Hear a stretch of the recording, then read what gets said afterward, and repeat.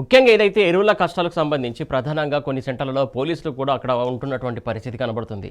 అసలు పోలీసులు గత 10 ఏళ్ల కాలంలో కూడా ఎక్కడ కూడా లేని పరిస్థితి. అసలు క్యూ లైన్‌లే ఉండేవి కాదు. అసలు ఇప్పుడు క్యూ లైన్‌లలో ఆధార్ కార్డులు పెట్టడం, చెప్పులు పెట్టడం ఇవన్నీ చూస్తా ఉంటే ఏమనిపిస్తుంది అసలు?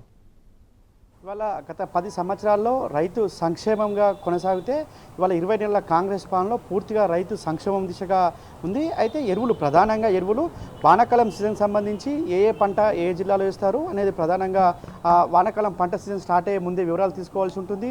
ప్రధానంగా ఎరువులకు సంబంధించి మార్క్ఫెడ్ అంటే రాష్ట్ర ప్రభుత్వ సంస్థ మార్క్ఫెడ్ కార్పొరేషన్ ద్వారా ఎరువుల సరఫరా చేయాల్సి ఉంటుంది. మార్క్ఫెడ్ అన్ని ఏజెన్సీలకు కూడా ప్రైవేట్ ఏజెన్సీలకు కావచ్చు, ఇటు గవర్నమెంట్ ఇన్స్టిట్యూషన్ సంబంధించి కూడా మార్క్ఫెడ్ ఎరువుల సరఫరా చేస్తుంది. అంటే ఇక్కడ ప్రధానంగా అధికారుల సమన్వయ లోపం కావచ్చు, ఇటు ప్రభుత్వ వైఫల్యంతో ఇవాళ ప్రధానంగా ఎరువుల షార్టేజ్ వచ్చింది. ఎరువుల షార్టేజ్ దాదాపు రాష్ట్రానికి ఈ సంవత్సరం 10 లక్షల మెట్రిక్ టన్నుల యూరియా అవసరం ఉంది. ఆ 10 లక్షల మెట్రిక్ టన్నుల యూరియాకు కేటాయింపుల్లో సింహభాగం వాళ్ళ ప్రధానంగా వానాకాలం పంట. అది జూన్, జూలై, ఆగస్టు నెల వరకే ఎక్కువగా యూరియా వినియోగం ఉంటుంది. యూరియా వినియోగాన్ని ముందస్తుగానే అంటే మే నెలలోనే దీన్ని అంచనా వేసి ఇండెంట్ ఇస్తే కేంద్ర ప్రభుత్వం పంపించాల్సి ఉంటుంది. కానీ రాష్ట్ర ప్రభుత్వం తప్పిదాల వల్లనో లేదంటే కేంద్ర ప్రభుత్వం చేయాలని చేస్తున్న తెలియక ఇవాళ రైతాంగం మాత్రం అరిగోస పడుతున్న పరిస్థితి కనిపిస్తుంది.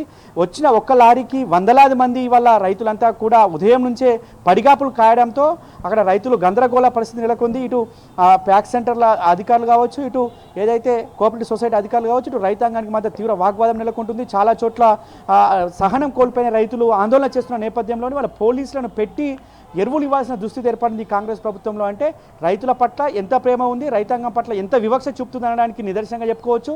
వాళ్ళ గత బీఆర్ఎస్ ప్రభుత్వ పాలనలో ఎన్నడూ కూడా ఎరువుల కోసం ఎదురు చూసిన దాఖలాలు లేవు. కానీ ఇవాళ ఉదయం 5 గంటలకే ఇలా క్యూ లైన్లో నిలబడిన దుస్థితి ఏర్పడిందంటే దాన్ని అధిగమించడం కోసం పోలీస్ వ్యవస్థను కూడా వాడుతున్నది ప్రభుత్వం. అంటే పూర్తిగా వైఫల్యం చెందింది. ఎరువులను తేవడంలో మాత్రం శ్రద్ధ లేదు. కానీ పోలీస్ వ్యవస్థను పెట్టి రైతాంగం పైన ఒక ఒత్తిడి తీసుకొచ్చి ఎరువుల విషయంలో గందరగోళానికి సృష్టించింది ఈ కాంగ్రెస్ ప్రభుత్వం అనడానికి ఇంత పెద్ద నిదర్శనం లేదు.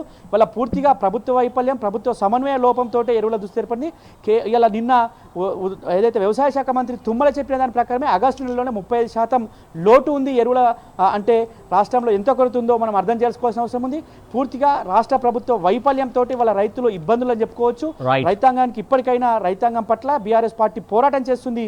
దాని పట్ల ఎవరికైనా కాంగ్రెస్ ప్రభుత్వం చిత్తశుద్ధి ఉంటే వెంటనే కేంద్ర ప్రభుత్వంపై పోరాటం చేసి రైతాంగానికి కావాల్సిన ఎరువులు అందించాలని చెప్పేసి కూడా ఈ సందర్భంగా రైతులంతా కోరుతున్న దుస్థితి అయితే వాళ్ళ రాష్ట్ర వ్యాప్తంగా కనిపిస్తుంది.